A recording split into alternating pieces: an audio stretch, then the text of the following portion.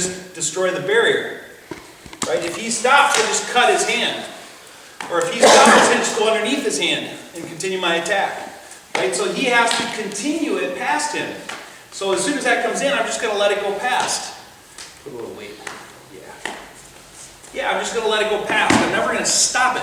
But we stop it to learn how to feel what pressure it is and neutralize it. Does that make sense? So it's a training method more than a fighting method, but you're learning the fighting method through the training method. If that makes sense. Okay? So we're not trying to do this though. And I know a lot of people do this. Woo! Isn't this great? Look how fast we are. Right? Or the other thing people do is this.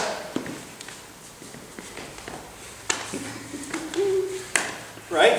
Well, if we're learning sensitivity, how sensitive am I when I'm grunting because I'm pushing as hard as I can?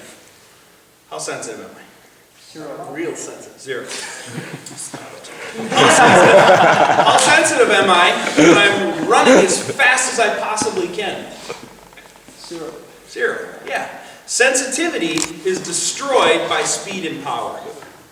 When you're learning it, later on you'll be able to do all of it. But when we isolate it, we have to do sensitivity work as sensitivity work.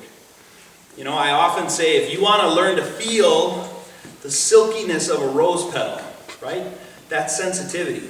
But I'm not going to go and ram my hand into a bucket of gravel. Oh, that rose petal was soft.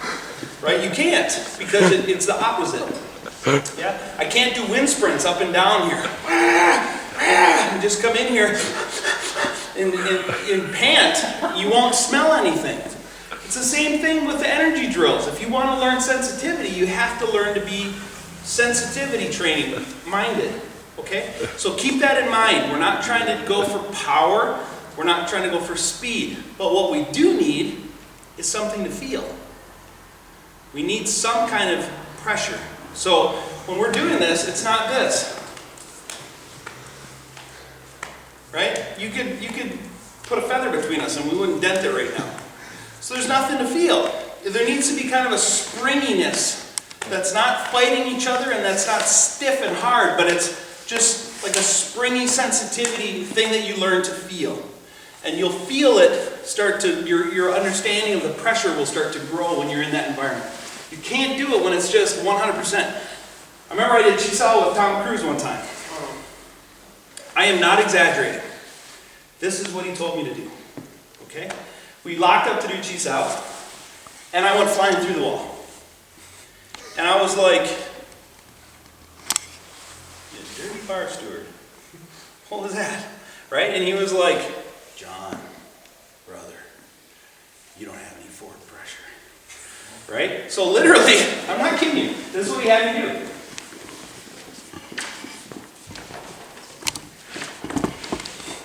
And this is how he wanted me to do our Chisao. I'm not exaggerating in the slightest. Toes on the floor, heels up, leaning forward, and that's how we did our Chisao. Do it with Vunak, completely different. Just feels like you're against a feather. But the second you're wrong, he'll hit you 50 times. So, which is all the time, by the way. You're wrong. He said, he got sick of hitting me one night, and he's just like, okay, I'm just going to tell you when I feel you're open.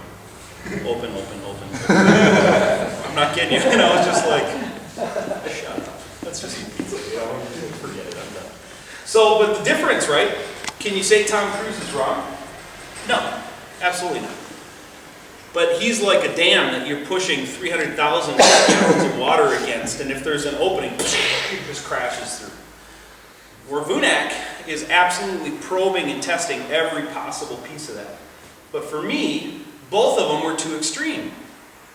I wasn't at the place where I had that sensitivity or that structural correctness to stop either one of them. Not to mention they're both phenoms, right? They're both freaks. They're both superhuman. You know? So we need to think in terms of what are we trying to grow, right? And what that is for you two will be different than that is for you two, right? As your levels go up, you can test each other more. And as you're teaching a younger person, you can't hold them over. You'll just ruin them. You won't teach them at all. Okay, so there needs to be a springy energy, not too much power, and not just fluttery butterflies. Now, same exact thing, but now I want you to add in the backhand line. So if you're on the right side, we call that a 2 line. If you're on the left side, we call that a 1 line. Okay, so if I'm here, anytime I'm on this side of Glenn's center line, he has to respond this way.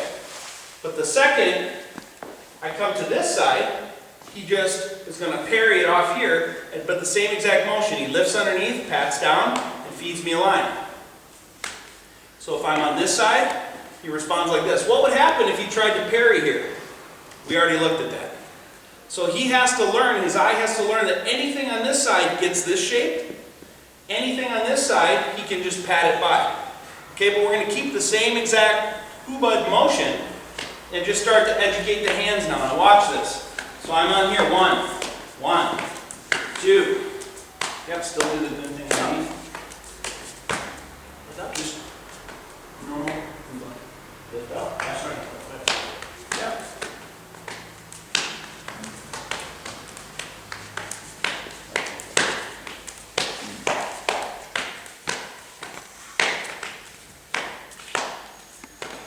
Right there. If he makes that shape, he's making a ramp into his temple. Oh, you want it to do wrong. You have to parry it. So anything on this side of my head has to have this. Anything on this side of my head has to have this. So my head doesn't get hit. I have to build a little roof here.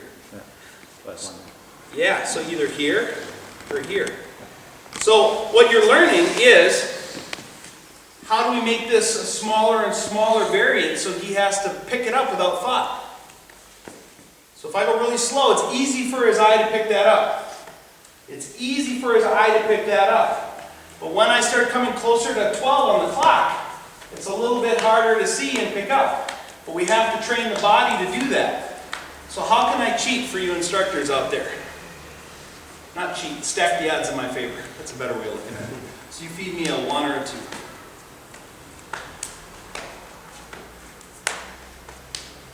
Okay, when he starts to bring this closer up here somewhere,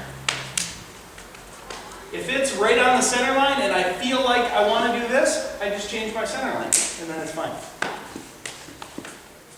So if I'm there, that's fine. If he starts to come there and I get all the way over here, that's still fine, isn't it? Because I'm protecting my head. If he's here, I can move there, and that's fine. It's about protecting my head. Right? Okay, so let's play with that. So you have an angle number 1, an angle number 2, an angle number 2, and an angle number 1. Okay? And just start feeding that in there. Don't forget your checks. Keep it real. Keep it real, yo.